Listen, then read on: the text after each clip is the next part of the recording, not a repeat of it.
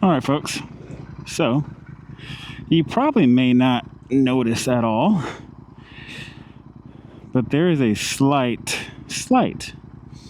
difference in the setup. We call the handlebar setup. Some people call the cockpit setup for the Interceptor 650. So let's go through some of these right now.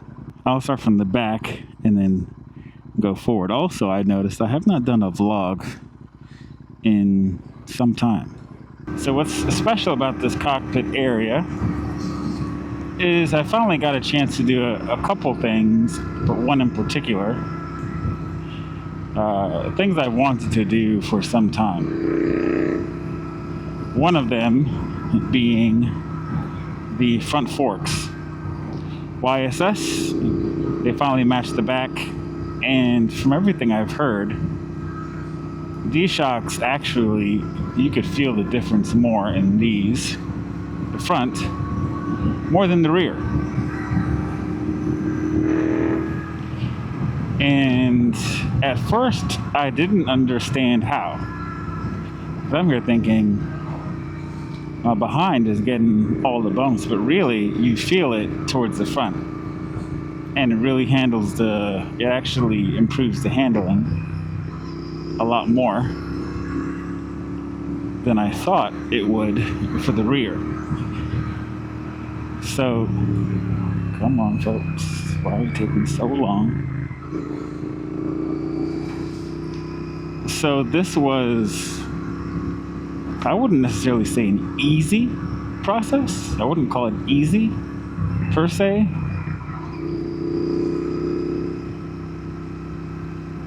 I have a few clips of what this process was like. I can probably share it here, but I also may just put a full video of it outside of this video so you all can take a look and see what that process looked like.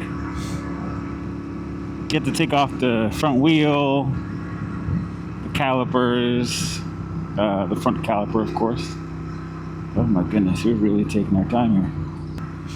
We had to take off all the wiring for the brakes. But while I did that, because if I'm already doing some of those things, I was like, you know what?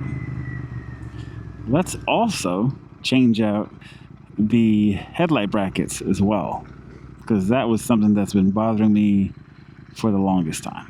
Oh my God.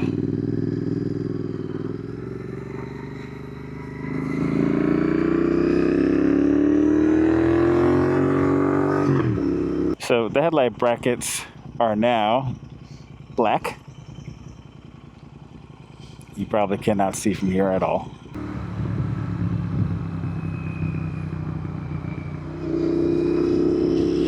That's how you're a good community driver. So you can't see them, but the black headlight brackets, they're much better as opposed to the whatever silver grayish ones that come stock. A little bit not as thick, a little bit more, I don't know what they call it. Let's pass this person.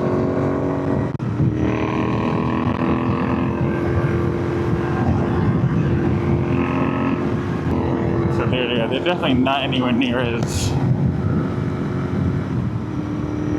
protruding than the originals.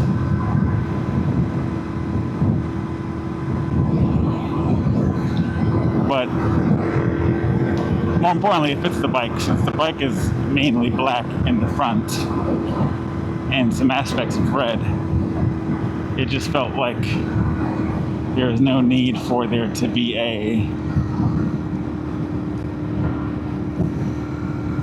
any gray on the headlight bracket, because the headlight cup is black too. So another thing is the cup is from Bach, and it was an awkward initial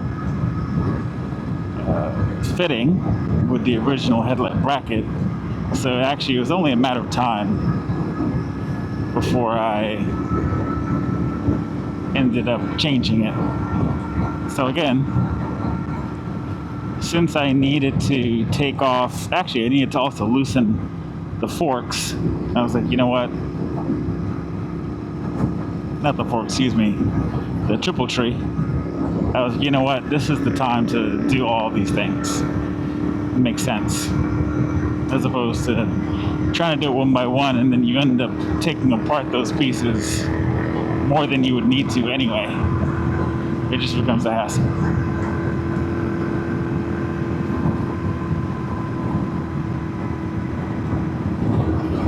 So another thing I realized when I was starting to plan this, one of the challenges that I knew I was going to foresee was that with the way that the handlebars were initially,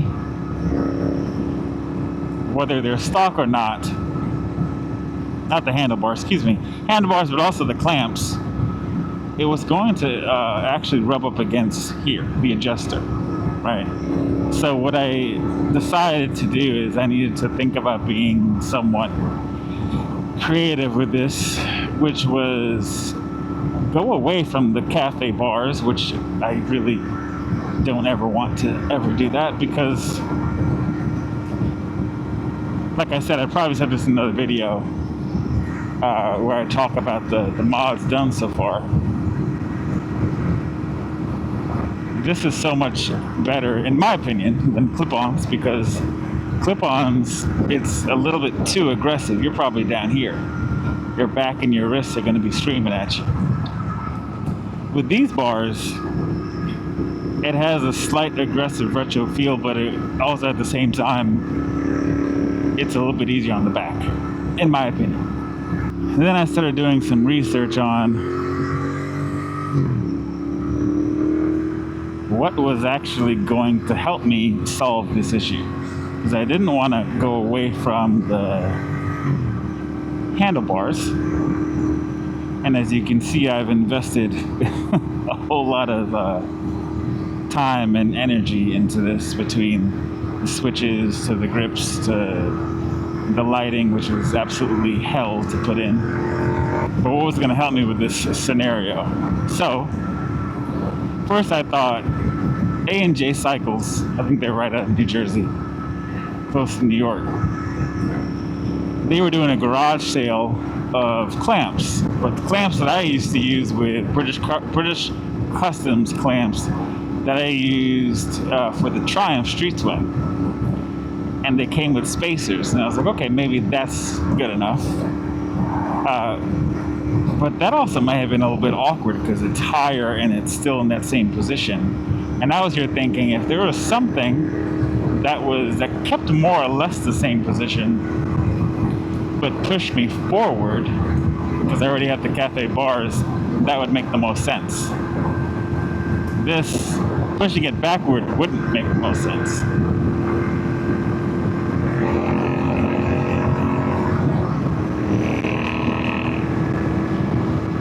So I ended up finding on the glorious Hitchcocks, who always save the day. They have these handlebar relocator clamps that fit with the standard or the stock OEM handlebar top. So all you need to do is do this, install this at the bottom. It moves it forward, or I should say, closer to you or further from you. And a little bit of a rise too, which I don't necessarily mind. But now I'm a little bit more spread out forward, which I don't mind with the handlebars the way they are. They're still comfortable. Now you notice a few scratches here because, it happens. User error. But that was a great choice. So now it actually allows me to play around with the adjuster and see what I can do if I'd like to make some adjustments to the front forks.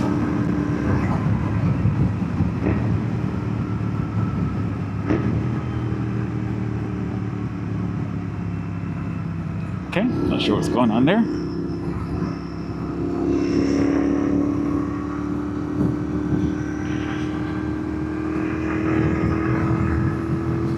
So that's something you'll notice, that's a difference. Now what I also need to do now, because of all the sun that this bike has gotten, I need to actually re-spray paint the top. Take this off, spray paint it again. I didn't have enough time to do that before the install, but come on. Jeez. But spray paint these so that it actually matches the black. Looks like they have gotten some UV issues with all the sun that it's gotten. The black and the paint has started to fade away a little bit. So another thing I have here are the fork Gators. They're down there. You won't be able to see them, of course, because I'm trying to look at the road. And I've always wanted that look of the fork Gators on. Again, it's one of those things where if you're taking off the forks anyway, you put them on. If you are not, it's kind of a hassle just to put on some fork Gators. And if you have the time, I guess. But if you're gonna be doing other stuff down there, you might as well just take advantage of that opportunity. So I did. And I decided to go with the Royal Enfield ones because they're much cheaper. Significantly cheaper than the Bach ones. The Bach ones are nice. The leather is cool, but one, I didn't think I would be paying. I don't want to pay that much money for those grips. Leather grips you probably have to take care of because it's leather, of course. And two, these are so much easier to clean because I believe they're, I don't know, some form of rubber, I would say. So a lot easier to clean than any leather fork Gators because this will get all the crud from the road on it. And it's black, so again, easy to clean. WD-40, perfect. And last but not least, we have, now you can't see because I gotta clean this up too. It's not necessarily how I want it. But the clocks. The instrument clusters, if you will. So, I've had a long journey with these that has spanned a couple weeks. And I almost returned them. So I got these from Baxter Cycle. Here's the story. Got these from Baxter Cycle. Was really curious about having new clocks that were not so huge, right?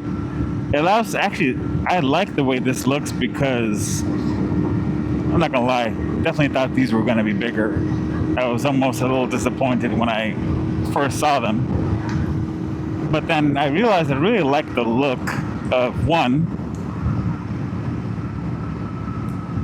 I can actually see the cup of the headlight a little bit more, and that black polished against with this, you know, the reflection of everything seems pretty cool.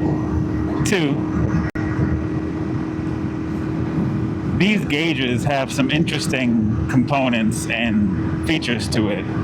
One, seeing the voltage. I thought that was pretty cool. Two, I noticed that the downside of this is that you don't necessarily get the fuel gauge. Now, for some of you that will turn you off immediately and you'd want to turn this video off. But for Royal Enfield, the fuel gauge is crud anyway.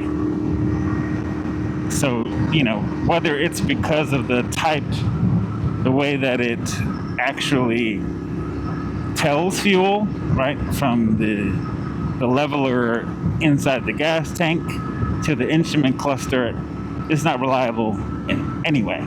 So what I ended up doing for a little bit of time, last 2 years, 10,000 plus miles of this bike, I've just memorized the amount of miles that I can get on a full tank before needing to fill up. And since, I have that in my mind, it's about 100, 120 miles to 140, somewhere in that range. 120 to be safe, 140 if I'm trying to push it. And right now I'm at 58.6. So every time I fill up, I just reset the first distance tracker. And that's how I know when it's time to go fill up. So, and obviously I can always open up the tank and check if I was really curious and worried. So that to me has always been that's felt a lot better for me than looking at the fuel gauge for the original stock OEMs.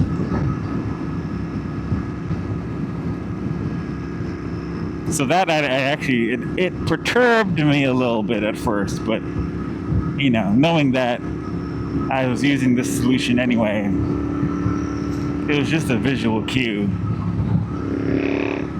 but it wasn't anything I felt necessary anyway. Because to be honest, it wasn't that helpful. Get out the way so he can make his turn. Alright, so you can see the gauges a little bit. It has neutral. Hopefully you can see it. Right turn. Left turn. Got where's the high beam? High beam. There's also a shift button. Now, as the warning lights, I don't have the warning lights installed here. Now, I will say this. The issues with these gauges is that the wiring has been a little confusing to me. Now, it seems like everyone has gotten the wiring pretty down pat, except for me. Baxter Cycle has offered to get on a call with me and help me with that.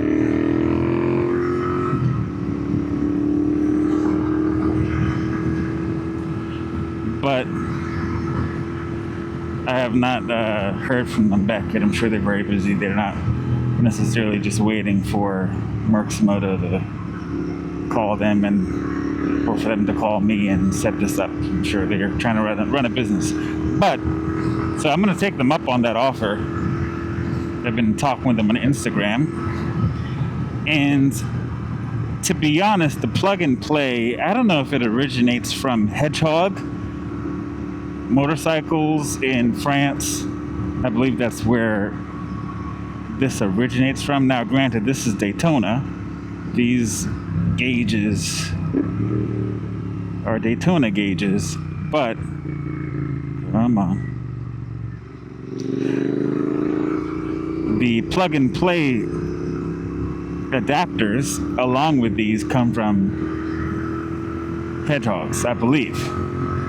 Now, I even asked Hedgehog if there's some instructions on the wiring, because just plugging in the wires color coded seemed like it was easy enough, and it still wasn't working. The tack wasn't working, and the tack and the speedometer just were not working at all. So I had to do what I do best, which is my own investigation of how to do this. So I ended up looking online for the wiring diagram and the guide to try and figure out, all right, how does this work? And so I cross-referenced that with the instructions that come with it, the wiring instructions that come with the Daytona gauges. By the way, these are called the Daytona Valona 60s, FYI. And then I was able to work everything out. To be honest, unless I'm crazy, if you look at the plugs wire for wire from the plug and play ones to the stock receiving adapters and plugs, it was not correct.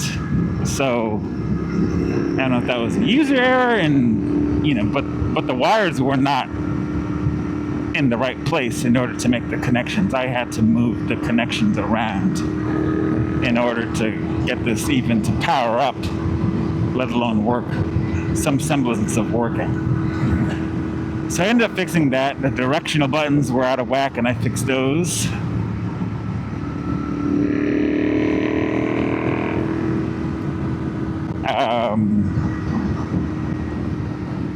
Same thing with the neutral light. I was able to find all the necessary things for it to work. Now, still to this day, the tachometer is still not fully working properly. So, first, from what I saw, and anyone who's watching this, please help me. The the tachometer wire, I believe it's the white wire, and now I've memorized the wire so much, I think I've been obsessing over this.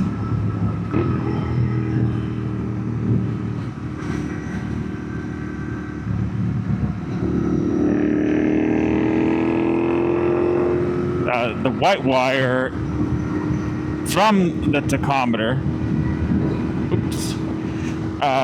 goes with, there's both a green and white wire, green and white, and I believe it's a white wire. Green and white, coming from the bike, right? The pulse, the coil, the ignition coil wires. I believe there's two of them on the Royal Enfield, and one of them I believe is positive, one of them is negative. So I connected them both to the white wire receiver, all right, the tachometer, and the bike couldn't start like that. So I just used the green and white wire, and then it worked, right? It's, as you can see, it's jumping. Now, it's not accurate though. And that for me is obviously an issue. Why are you stopping? Okay. So, with that being the issue here, I'm trying to figure out, I'm trying to game plan what to do next. So, what I also did was I connected the white wire. I extended it, actually. I added to it. And so I connected the white wire. One of the options of getting the pulse was to actually have it against the node, wrap it around the node of the, what do you call it?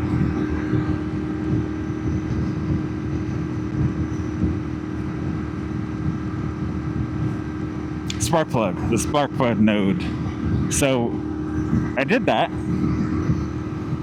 and it's actually started to pick it up. And this is where we are now. But it's not accurate. So clearly there is a user error here on my part, and I'm reaching out for help. So if any of you can assist with such things, that would be great. Please let me know. if you have any experience with the Daytona gauges and how to wire them properly, I think the speedometer is, I was able to wire this okay, and I think it's picking up the speed pretty decently, I believe. I was able to switch it to miles per hour. Obviously, the Royal Enfield is not going 200 miles an hour. It's not capable of doing that. So I was able to do that. And I think this is as accurate as I can get it. I did the automatic version where you ride 1 mile and you stop, and it tracks it to calibrate the speed up. But again, when I put on my beeline again, I'm actually going to see if it matches. Not that the beeline is that accurate either, but I believe this is somewhat accurate, at least. So, I mean, that's really it so far. What I need to do is put back on the beeline here. Also, the true and ultimate last step is to relocate the keys, the ignition, because I don't want it doing this all the time. I'm going to use one of those Bach or sold out motorcycle relocator kits and relocate it underneath the bike, right behind the engine, I believe. So that way I could just go down and turn it on, and up here is just clean. So relocating that, repainting this, and I may go back to the silver bolts because these bolts look awful. I mean, these are cheap bolts and they're just not, clearly they rust easily and it looks absolutely ridiculous. It should not be orange. But the gauge looks nice. It's very bright. It's smaller. Wasn't anticipating that, but I like it. I like it a lot. The OEM gauges, they look like they fade certain parts of it. So I appreciate this.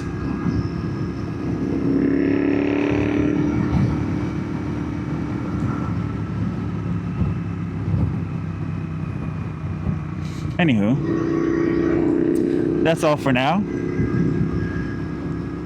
I will keep you posted on the relocation. I'll probably even do a video of that. If you're looking to watch some more videos, please like, comment, subscribe. Really what I want you to comment, if you had any ideas or, in regards to the wiring, if you have any, I wonder if I can pass both cars here. Nope, I cannot. If you have any tips on the wiring for this, the tachometer, do you plug it in with the ignition coil? Do you just wrap it around? Is there a wiring connection that I'm missing in the headlight? Is there something else I need to be doing? I don't know. Let me know. So comment on that. And definitely hit up subscribe. I'm trying to get to 10K. Make some moves. So, thanks for listening. Thanks for watching. And we'll talk later.